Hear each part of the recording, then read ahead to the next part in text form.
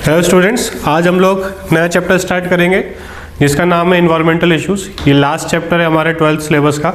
ठीक है, बहुत सिंपल चैप्टर है ये। ठीक है, और एनसीईआरटी बेस्ड ही सिस्टम क्वेश्चंस इसमें से आते हैं। तो छोटा सा चैप्टर है इन्वायरमेंटल इश्यूज़ का। पहले भी आप 9th-10th में भी पढ़ते आए हो, वही चीज़ें हैं। ठीक है, कुछ नई चीज़ें इसमें नहीं आ रही है। वही इन्वायरमेंटल वाली जो बातें आप बचपन से पढ़ते आ रहे हो वही चीज़ें, कुछ चीज़ें ऐड ऑन होगी तो उसको हम लोग यहाँ पे कवर अप कर लेंगे। ठीक है, तो स्टार्ट करते हैं हम लोग इन्वायरमेंटल इश्यूज। तो फर्स्ट है इन्वायरमेंटल पॉल्यूशन। ठीक है, तो पॉल्यूशन क्या है, ठीक है, कैसे हम पॉल्यूशन को डिफाइन करते हैं वो पहले हमको देखना है।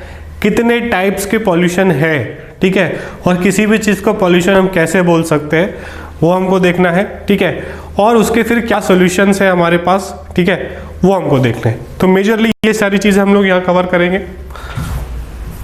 तो फर्स्ट अगर हम लोग देख लेते हैं, डेफिनेशन यहाँ पे दिया हुआ है। ठीक है, पॉपुलेशन का क्या लिखा है? इट इज एनी अनडिजायरेबल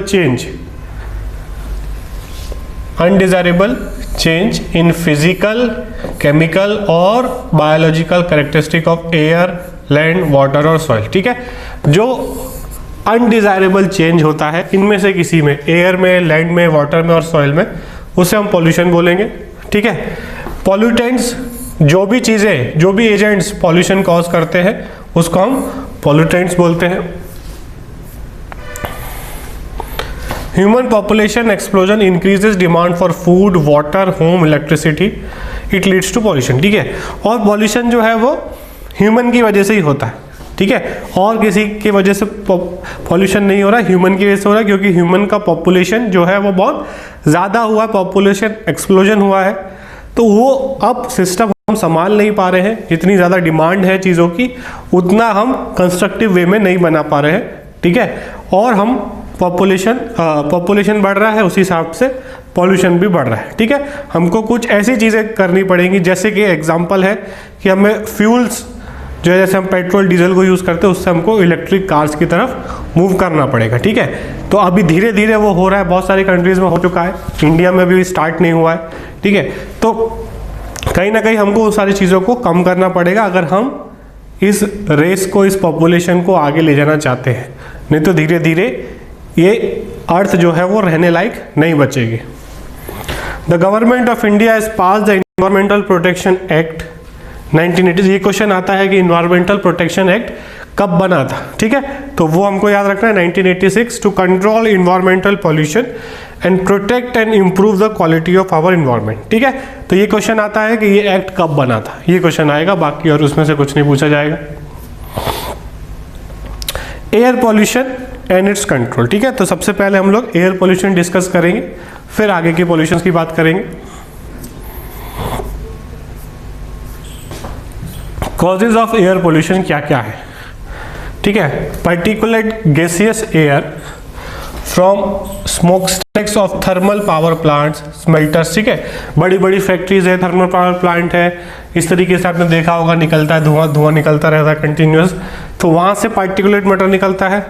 और दूसरा इंपॉर्टेंट है ऑटोमोबाइल्स। ठीक है, गाड़ियों में से, कार, ट्रक, इनमें से बहुत ज़्यादा अमाउंट ऑफ जो है पॉल्यूटेंट्स निकलते हैं डेली।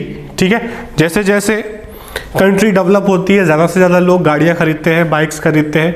ठीक है, अगर आप देखोगे 40-50 साल पहले कितने लोगों के पास गाड़ी थी, एक शहर में कितनी गाड़ियाँ होती थी, और अब कितने लोगों के पास गाड़ी है। ठीक है, तो नंबर बहुत ज़्यादा बढ़ गया, हर आदमी के पास गाड़ी है, कुछ लोगों के पास एक घर में 2-2, 3-3 गाड़ियाँ हैं। ठीक है, पहले एक साइकिल होती थी। ठीक है, तो पॉल्यूशन जो है उस रेट से बढ़ रहा है। ठीक है, इतनी सारी गाड़ियाँ आ रही है।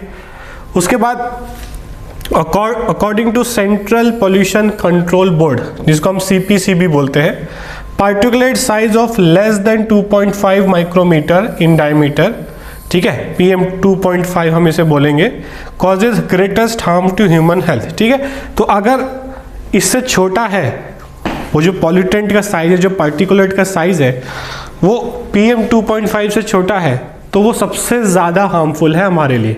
ठीक है, वो हमारे एयरवेज में फिल्टर नहीं हो पाता और लंग्स तक पहुंच जाता है। बड़े साइज के जो पार्टिकल्स होते हैं वो यहाँ फिल्टर हो जाते हैं नोज में और एयर पाइप में, बट ये छोटे जो है वो ज़्यादा डैमेज करते हैं, हमारे एल्वियोलाइज को ब्लॉक करने लग जाते हैं।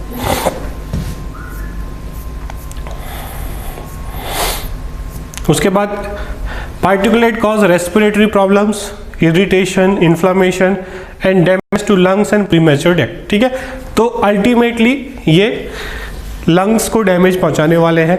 ठीक है, धीरे धीरे हम इनहेल कर रहे हैं गैसेस को।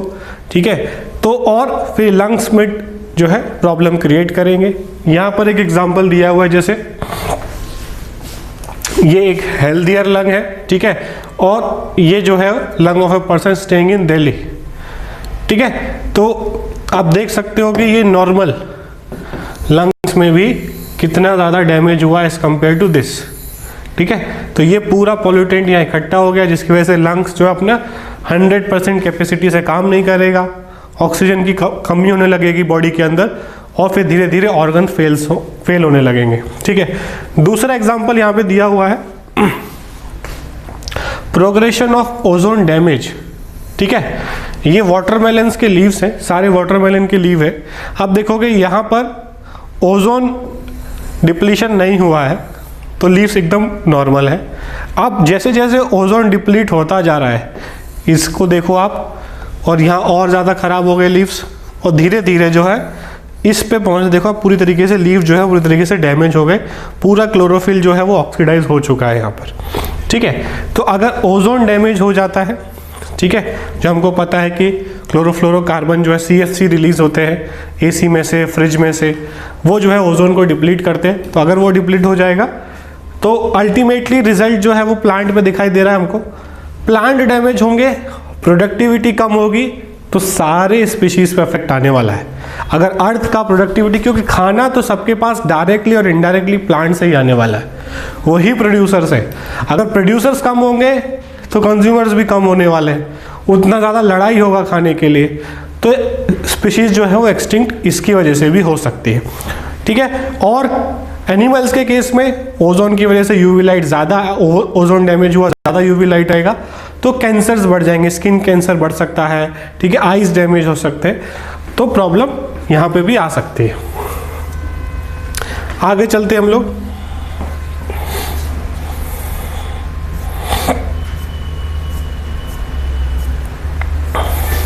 अब क्या सॉल्यूशन है हमारे पास? Separate, filter out particulate matter before releasing the harmless gases into the atmosphere. कि जो भी हम चिमनीज के थ्रू या फैक्ट्रीज के थ्रू जो भी रिलीज कर रहे हैं, जो धुआं हम रिलीज कर रहे हैं, उसमें हम फिल्टर करें उससे कि कम से कम चीज़ें बाहर निकले। ठीक है, देखा होगा आपने रिफाइनरीज के ऊपर जो है वो एक आग सी जलती रहती है, ऊपर एक चिमनी होती है, बड़ी बड़ी रिफाइनरीज, वो क्या करती है कि जो भी हार्मफुल गैसेस को वो जला देते हैं, इन्वायरमेंट में रिलीज करने से पहले वो उनको जला देते हैं। ठीक है, तो ये हमको करना पड़ेगा कि जो भी पार्टिकुलेट मैटर है उसको हम लोग यहाँ पर रिलीज करने से पहले जो है हम उसको फिल्टर आउट कर लें। उसके बाद लेड फ्री पेट्रोल और डीजल को यूज़ करें। ठीक है, यूज़ ऑफ कैटालिटिक कन्वर्टर्स। ठीक है, बहुत सारी गाड़ियाँ जो होती है, हमारी जो गाड़ियाँ होती है, कार्स, बाइक, उनमें कैटालिटिक कन्वर्टर लगा होता है। क्या होता है हम आगे देखेंगे। ठीक है, उसके बाद ज़्यादा ओल्ड व्हीकल्स को हम यूज़ ना करें। कुछ लोग जो है वो 20 साल पुरानी गाड़ी धुआं निकाल रही है फिर भी यूज़ करने में लगे हुए हैं। ट्रक्स जो है वो ज़्यादा पुराने यूज़ नहीं करने चाहिए। उसके बाद use of low sulphur petrol and diesel, अच्छी क्वालिटी का पेट्रोल और डीजल यूज़ करना चाहिए। Application of pollution level norms. ठीक है, अगर गाड़ी ज़्यादा पॉल्यूशन कर रही है तो उसे कंट्रोल करना चाहिए, उसको बैन कर देना चाहिए। इस तरीके के हमको रूल्स बनाने पड़ेंगे। उसके बाद यूज़ ऑफ CNG यूज़ करना चाहिए, जिससे पॉल्यूशन कम होगा।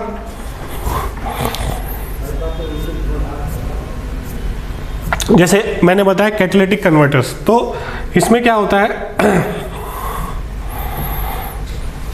कि आप देख रहे हो गाड़ी में जो है ये इंजन है। ठीक है, इंजन में से जो धुआं बाहर निकलता है वो ऐसे एग्जॉस्ट के थ्रू बाहर जाता है ये। ठीक है, तो यहाँ पर एक कैटालिटिक कन्वर्टर लगा होता है उस पाइप में। ठीक है, वो क्या करता है, It reduces emission of poisonous gases. It has platinum, palladium and rhodium as catalyst.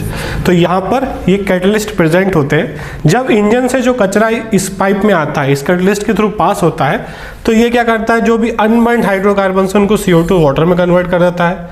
Carbon monoxide जो कि ज़्यादा डेंजरस है उसको CO2 में कन्वर्ट कर देता है। नाइट्रिक ऑक्साइड को नाइट्रोजन में कन्वर्ट कर देता है। ठीक है, तो ये कैटालिटिक कन्वर्टर क्या करता है, जो इंजन ने कचरा फेंक दिया, जो धुआं निकाल दिया, उसको डायरेक्टली हम बाहर नहीं रिलीज कर रहे हैं, उसको हम कैटालिटिक कन्वर्टर के थ्रू पास करें, जिससे मैक्सिमम जो डेंजरस चीज़ें हैं उसको हम लोग कन्वर्ट कर दें किसी हार्मफुल चीज़ में, सॉरी जो नॉन हार्मफुल चीज़ में हम उसे कन्वर्ट कर दें। जैसे कि अनबर्न्ड हाइड्रोकार्बन्स, ये कैंसर कॉज कर सकते हैं, तो हम CO2 और वाटर में उसे कन्वर्ट कर दें। उसके बाद कार्बन मोनोऑक्साइड जो कि एक स्लो पॉइजन है, उसको CO2 में कन्वर्ट कर दें। नाइट्रिक ऑक्साइड को नाइट्रोजन में। Motor vehicles having catalytic converter should use unleaded petrol. हमने देखा होगा पेट्रोल पंप्स पे लिखा रहता है अनलीडेड। ठीक है, क्यों? क्योंकि अगर लीड रहेगा तो ये कैटलिस्ट जो है वो इनएक्टिवेट हो जाएंगे। ठीक है, अगर पेट्रोल में लीड रहेगा तो फिर ये काम नहीं करेगा, तो हमको गाड़ियों में अनलीडेड पेट्रोल डालना होता है। वो लिखा होता है वही मिलता है, लीडेड वाला नहीं मिलता है आजकल। ठीक है,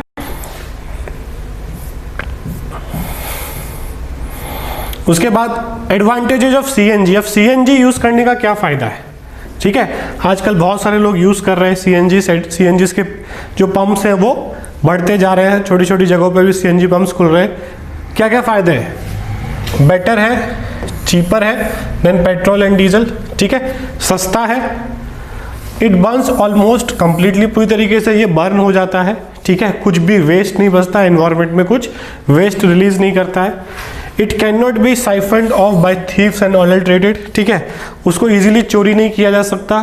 ठीक है, उसकी स्मगलिंग नहीं की जा सकती। अभी भी बहुत सारी जगह पे डीजल और पेट्रोल का स्मगलिंग होता है। मेन प्रॉब्लम क्या आता है? Difficulty of laying down pipelines to deliver CNG through. पूरी तरीके से हर जगह पहुंचाना थोड़ा मुश्किल है, बट अब वो धीरे धीरे बढ़ रहा है। हर छोटे छोटे शहरों में भी इसके पाइपलाइंस पहुंच रहे हैं, जिससे हम हर जगह CNG को पहुंचा सके। ठीक है, तो CNG जो है वो इन्वायरमेंट के लिए अच्छा है और हमारे पॉकेट के लिए भी अच्छा है कि वो सस्ता है, उसका एफिशिएंसी भी ज़्यादा होता है। ठीक है, मतलब एक लीटर मैंने डाला तो ज़्यादा गाड़ी चलती है, उसका एवरेज अच्छा निकलता है और सस्ता भी होता है और इको फ्रेंडली भी है। तो CNG की तरफ मूव करना चाहिए, या तो हम CNG की तरफ मूव करें या फिर हम इलेक्ट्रिक व्हीकल्स की तरफ मूव करें, बट हमको ये डीजल और पेट्रोल को जल्दी से जल्दी छोड़ना पड़ेगा। ठीक है,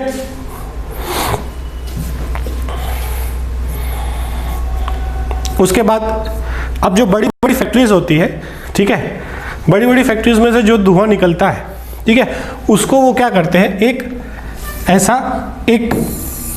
इंस्ट्रूमेंट लगाते हैं जिसका नाम होता है इलेक्ट्रोस्टैटिक प्रेसिपिटेटर। ठीक है, तो ये इलेक्ट्रोस्टैटिक प्रेसिपिटेटर जो है, इसके थ्रू ये डर्टी एयर को पास करते हैं। ठीक है, इस डर्टी एयर को ये इसके थ्रू पास करते हैं। ठीक है, यहाँ से पास किया डर्टी एयर और इसके थ्रू ये जाएगा और यहाँ से क्लीन एयर निकलेगा। यहाँ पे क्या होगा, आप देख रहे हो यहाँ पर कि इधर से डर्टी एयर आएगा। ठीक है, यहाँ पर हमने नेगेटिव वायर्स लगाए हुए थे, जिससे जो भी पार्टिकल्स होंगे, जो भी पार्टिकल्स इस डर्टी एयर में आ रहे हैं यहाँ से, मतलब ये सब पार्टिकल्स आ रहे हैं, ये सारे पार्टिकल्स अब यहाँ पर नेगेटिवली चार्ज हो जाएंगे। जब इसके थ्रू पास होगा तो नेगेटिवली चार्ज हो जाएंगे। जब नेगेटिवली चार्ज हो गए आगे और बढ़ेंगे, यहाँ पे हमने पॉजिटिव प्लेट्स लगा दी है, पॉजिटिवली चार्ज प्लेट लगाती है, तो जो भी पार्टिकल्स थे वो सब इससे चिपक जाएंगे। ठीक है, सारे पार्टिकल जो डर्टी एयर में थे वो यहाँ चिपक जाएंगे और क्लीन एयर जो है अब यहाँ से बाहर निकलेगी। ठीक है, वही चीज़ यहाँ पर बताया हुआ है कि यहाँ पे जो पार्टिकल जो है वो यहाँ पर अटैच हो जाएंगे और क्लीन एयर बाहर निकलेगी। क्लीन मतलब 100% क्लीन नहीं होगी, बट 80% 90% हम उसे क्लीन कर सकते हैं। ठीक है, 100% जो हम डायरेक्टली छोड़ते थे पहले, उससे बेटर है कि हम इलेक्ट्रोस्टैटिक प्रेसिपिटेटर यूज करें। ठीक है, यहाँ पे लिखा है जैसे 99% ऑफ पार्टिकुलर मैटर को ये निकाल सकता है। ठीक है, बट ये थ्योरेटिकल है, पर प्रैक्टिकली ये 90% तक निकाल देता है। ठीक है, 99% तो नहीं, बट थ्योरेटिकली 99% भी हम बोल सकते हैं। तो electron release from electrode wires at several thousand volts attach to dust particle giving a negative charge. तो इलेक्ट्रॉन जो यहाँ से रिलीज होंगे वो डस्ट पार्टिकल के ऊपर जो है अटैच हो जाएंगे, वो नेगेटिवली चार्ज हो जाएंगे और वो फिर पॉजिटिवली चार्ज प्लेट से अटैच हो जाएंगे।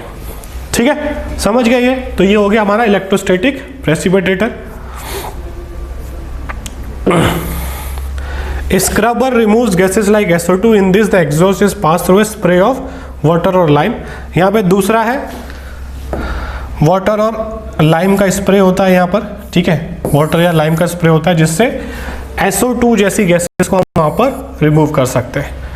ठीक है, very small particulates are not removed by this precipitator.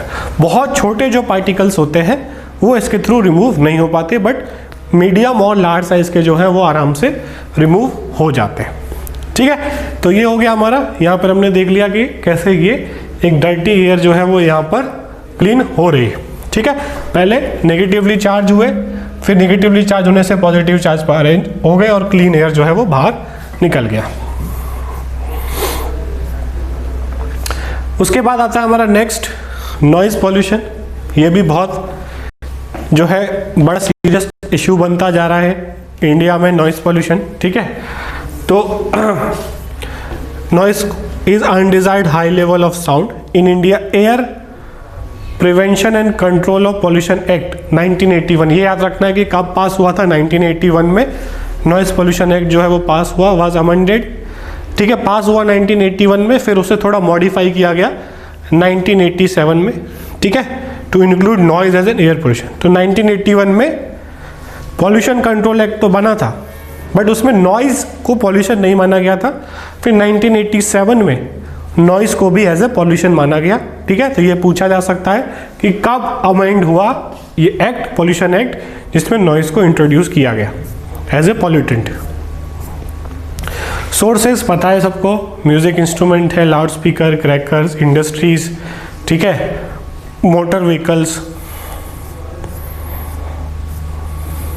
ठीक है, साइकोलॉजिकल और फिजियोलॉजिकल डिसऑर्डर्स हो सकते हैं।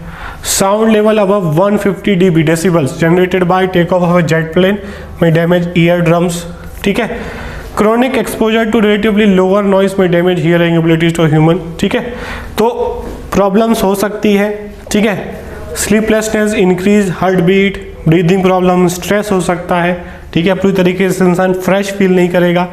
अगर सो रहा है और आसपास नॉइज़ ज़्यादा हो रहा है तो वो पूरी तरीके से उसका स्लीप जो है वो गुड स्लीप नहीं होगा।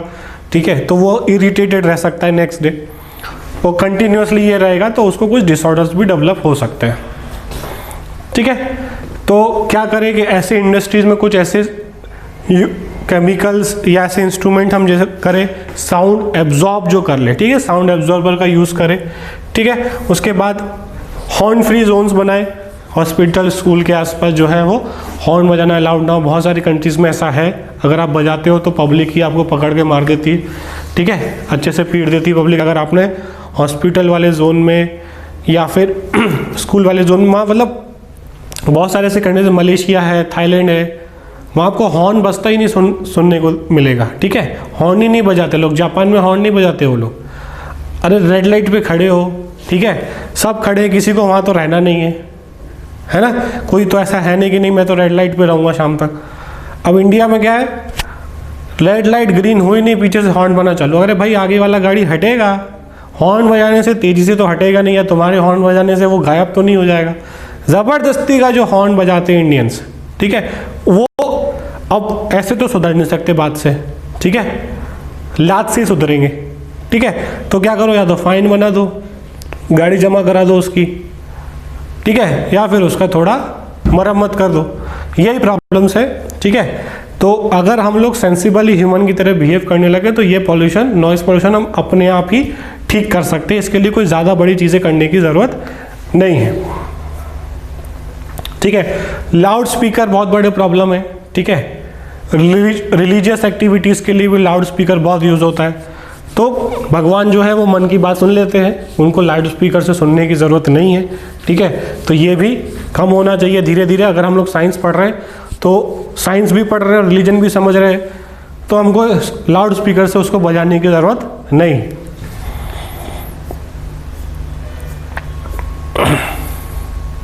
ठीक है। लॉज एंड पॉलिसीज इंडिया में व्हीकल पॉल्यूशन को रोकने के लिए, auto fuel policy to cut down vehicular pollution in Indian cities, ठीक है।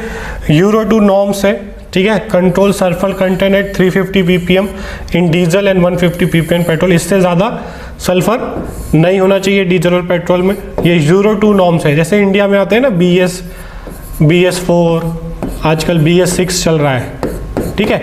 तो BS6 क्या है? एक सेट ऑफ रूल्स है। BS6 क्या है? एक सेट ऑफ रूल्स है कि ये चीज़ें होनी चाहिए डीजल और पेट्रोल में, ये क्वालिटी होनी चाहिए, तुम्हारी गाड़ी का इंजन इस तरीके का होना चाहिए, ऐसा नहीं है तुम्हारी गाड़ी का इंजन बहुत ज़्यादा धुआं छोड़ता हो, वैसा इंजन नहीं चलेगा, ठीक है। तो ये नॉर्म्स जो हैं वो कुछ कुछ सालों में आते रहते हैं। जैसे BS1 आया था, BS2, BS3, अब BS6 चल रहा है, ठीक है। तो इससे क्या होता है कि गाड़ी की एफिशिएंसी बढ़ती है, ठीक है। कंपनीज क्या सस्ता वाला इंजन गाड़ी में लगा के नहीं दे सकती, उसको बेटर इंजन लगाना पड़ेगा जो कम से कम पॉल्यूशन करे, ठीक है। उसके बाद लेवल ऑफ एरोमेटिक हाइड्रोकार्बन 42% होना चाहिए फ्यूल में।